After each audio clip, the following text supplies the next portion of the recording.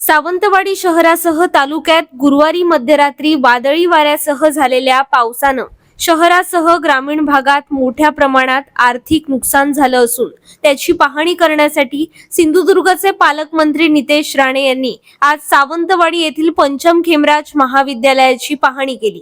यावेळी आपल्या माध्यमातून जास्तीत जास्त नुकसान भरपाई दिली जाईल असं आश्वासन पालकमंत्र्यांनी दिलं।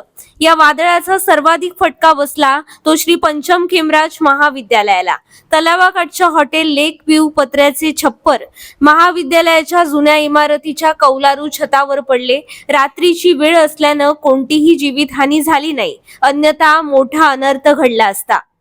आता जे काही नुकसान काल काय परवा जे काही वादळासारखी परिस्थिती निर्माण झाली होती आणि त्याच्यामुळे मोठ्या प्रमाणामध्ये सावंतवाडी तालुक्यामध्ये जे काही विविध ठिकाणी नुकसान झालंय त्याची माहिती आमच्या तहसीलदारांनी आताच आमच्या समोर ठेवली।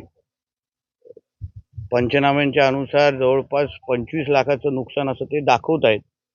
माझ्या दृष्टिकोनातून झालेलं नुकसान जे का आता पाहायला मिळतंय त्याच्यापेक्षा ते कमी असं मला तरी दिसतंय आणि म्हणून त्या सगळ्यावर मी कलेक्टर मॅडम आणि प्रशासनाशी बोलून जास्तीत जास्त नुकसान भरपाई कशी देता येईल जेणेकरून जवळपास 100 जागी नुकसान झालेलं आहे अशी माहिती प्राथमिक त्यांच्याकडे आलेली आहे आणि त्यानुसार शासनाच्या निकषामध्ये बसून जास्तीत जास्त कसं त्यांना मदत करता येईल। काही गोष्टी निकषाच्या पुढे पण जाऊन विचार करायला लागतो, कारण का सगळ्याच गोष्टी निकषामध्ये बसून देता येत नाही। शेवटी लोकांचं नुकसान झालेलं आहे, त्यांना आधार द्यायला पाहिजे, सरकार म्हणून मदत द्यायला पाहिजे आणि म्हणून आम्ही जेवढं जास्त मदत करू शकतो या दृष्टिकोनातून मदत करण्याची आमच्या सगळ्यांची भूमिका आहे।